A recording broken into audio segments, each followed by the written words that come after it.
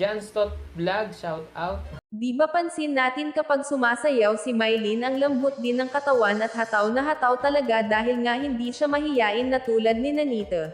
Pero kadalasan ang sayaw nito ay ang tulad ng sayaw ni Nanay Lorna at never pa nating nakita itong nagbudots.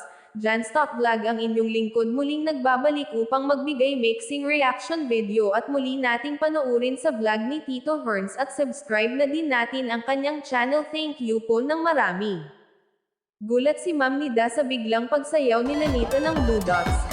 First time nga naman kasi itong nakitang sumayaw at sa harap pa ng buong pamilya ni Sir Paul kaya nagtaka o napahanga ang lahat ng nakapanood.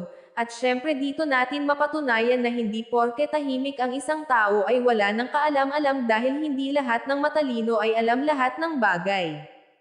Kaya go lang Nanita, tuloy mo lang ang pagbasag mo sa iyong katahimikan. Ipakita mo na kung ano ang kaya nila, kaya mo din.